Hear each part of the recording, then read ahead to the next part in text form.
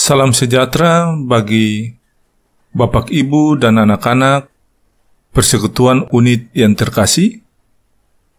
Damai sejahtera Allah dalam Tuhan Yesus Kristus dan sukacita Roh Kudus melimpah senantiasa di dalam hati dan kehidupan keluarga sekalian. Shalom.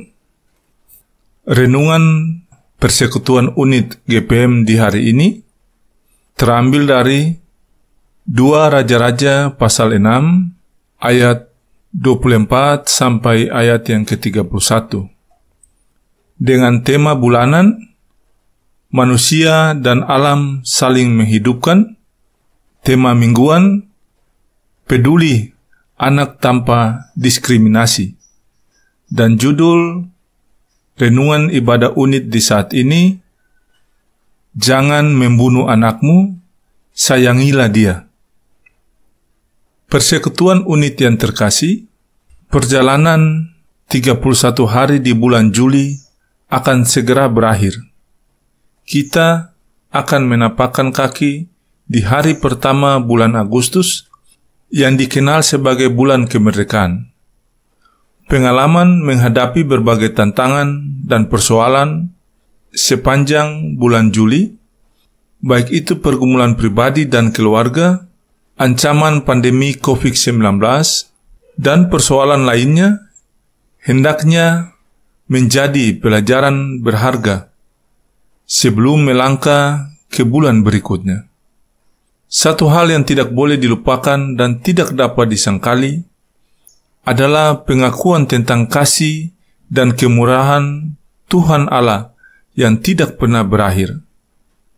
Karena itu, kita patut memaknai dan bersyukur atas semua yang kita hadapi. Persekutuan unit yang berbahagia, bacaan 2 Raja-Raja pasal 6 ayat 24 sampai 31 mengisahkan tentang bagaimana umat Israel menghadapi situasi yang sulit, yaitu bencana kelaparan. Rupanya kondisi saat itu terjadi peperangan antara bangsa Israel dengan bangsa Aram, dan ketika bangsa Aram mengepung dan menguasai kota Samaria, hal itu sangat berdampak pada masalah ekonomi, seperti harga barang yang melambung tinggi dan tidak terjangkau oleh masyarakat. Akibatnya terjadilah kelaparan yang sangat hebat yang melanda seluruh daerah Samaria. Persekutuan unit yang diberkati, menghadapi persoalan ini, Nabi Elisa sudah mengingatkan Yoram, Raja Israel, agar ia menyadari kesalahannya atas ketidaktaatannya kepada Allah dengan menyembah dewa asing, serta berbalik dan meminta pertolongan Allah. Namun raja mengabaikan nasihat Nabi Elisa. Raja membiarkan rakyatnya kelaparan dan saling mengorbankan satu dengan yang lain. Malah yang lebih tragis lagi, raja membiarkan anak-anak menjadi korban dalam hal kanibalisme atau memakan manusia, di mana ada orang tua yang tega untuk memakan anak-anaknya secara bergilir karena hebatnya bencana kelaparan itu.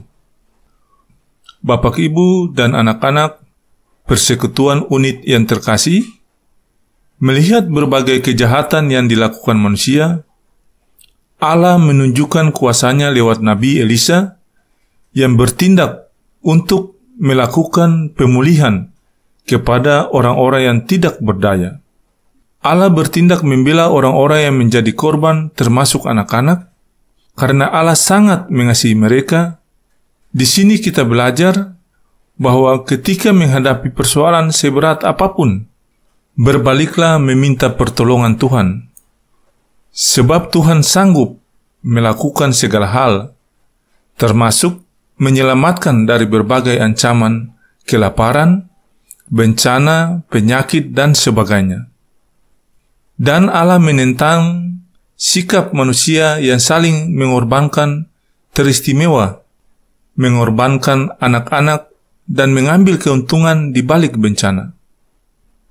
Persekutuan unit yang berbahagia, Bagian firman ini memberikan pengertian yang sangat dalam bagi kita semua. Tuhan yang memelihara Israel dapat memberikan pemeliharaan itu dengan berbagai cara. Tuhan yang memelihara Israel juga bisa menjerumuskan Israel dalam keadaan yang sangat menyedihkan sebagai hukuman atas pelanggaran-pelanggaran mereka. Tuhan yang memelihara Israel, Dia juga yang menyatakan kebesarannya melalui segala tanda-tanda ajaib yang Dia kerjakan melalui nabinya. Pengertian-pengertian yang seimbang mengenai siapa Tuhan menjadi makin jelas pada bagian ini. Tuhan menghukum, memulihkan, melakukan tanda-tanda ajaib, semua adalah untuk menyatakan bahwa Dialah yang berkuasa atas Israel atau atas hidup kita, persekutuan unit, dan milik Dialah Israel, dan karena itu segala cambukan, pengampunan, dan tanda-tanda ajaib semuanya berguna untuk mengajar mereka untuk takut akan Tuhan dan memuji keagungan rancangannya.